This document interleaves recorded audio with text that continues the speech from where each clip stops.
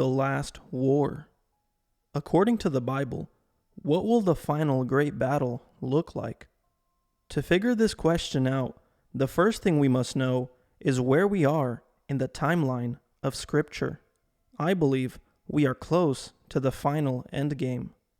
I have looked at the Scriptures through a clean slate perspective, letting go of the preconceived ideas that the world taught me, such as the false doctrine of futurist eschatology. I have thoroughly looked into every possible angle of the Bible, along with proof of Scripture outside of the Bible, and I believe there's a high possibility that we are in chapter 20 of the book of Revelation, in a time period known as Satan's little season.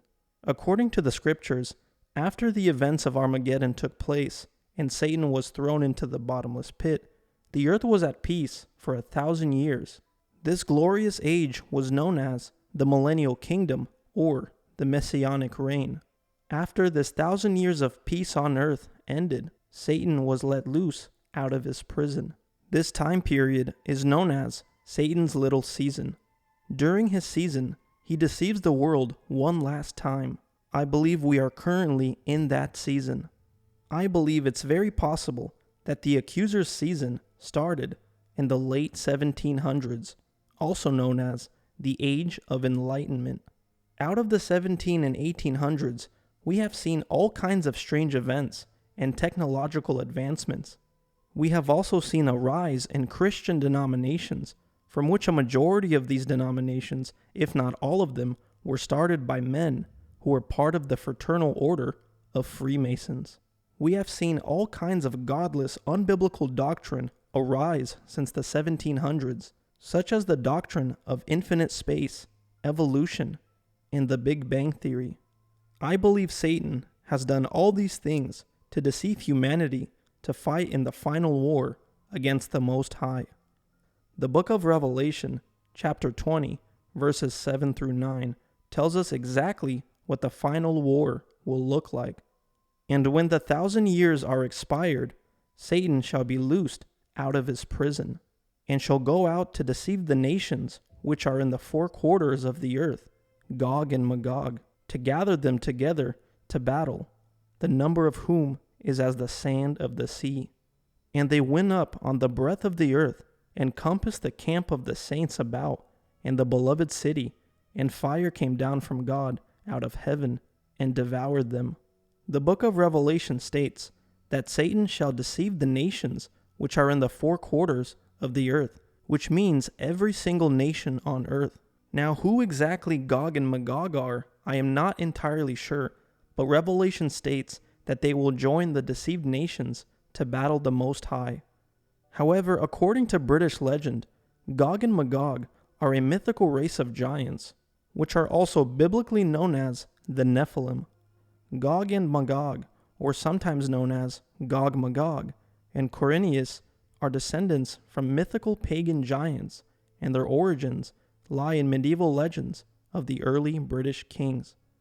The Bible states that the armies of Gog and Magog are innumerable, and that their number is as the sands of the sea. In Revelation chapter 20, verse 9, it states that Satan gathers the armies of the deceived nations along with Gog and Magog, and goes up to the breadth of the earth and compassed the camp of the saints and the beloved city. I think it's very likely that the camp of the saints is the New Jerusalem. According to the Scriptures, New Jerusalem is a giant floating city that descends upon the earth when a new heaven and a new earth is created. I believe New Jerusalem is hovering above the North Pole in the third heaven.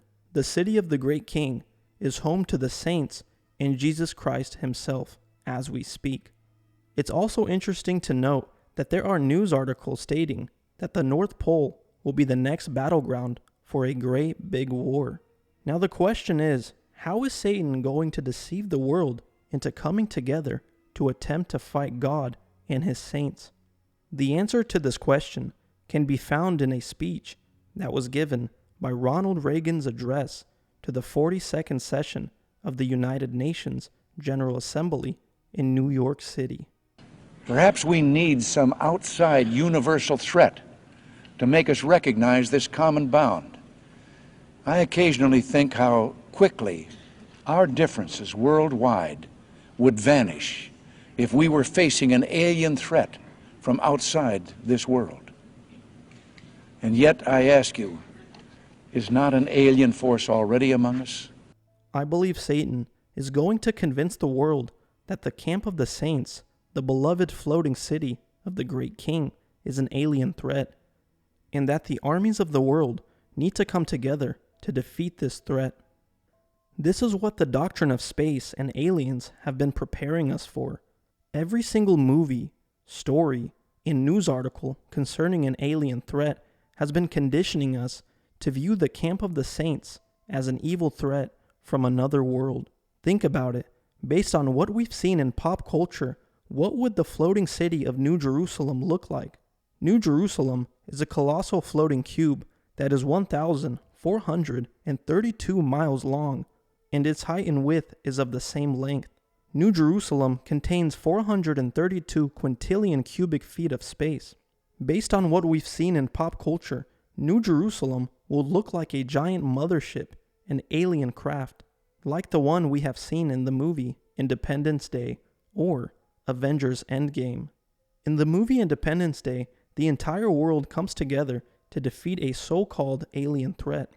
And in Avengers Endgame, we are told that Thanos is the bad guy and wants to destroy the world. In the Marvel movie Endgame, Thanos uses a war mothership called Sanctuary. Sanctuary was a massive warship commanded by Thanos that served as his flagship from which he carried out his lifelong mission to eliminate half of all life in the universe. Now what's interesting is Mount Zion, located in the New Jerusalem, is also called a sanctuary. Zion is an ancient Hebrew word. It means refuge, shelter, sanctuary. But it can also mean fortress or strong place. The heavenly Zion was the name of the mountain that became the city of Jerusalem. Satan loves using entertainment to try and convince the world that the bad guys are the good guys and the good guys are the bad guys. I believe that Thanos is a representation of the Most High, and his mothership called Sanctuary is a representation of the camp of the saints, the floating city of New Jerusalem.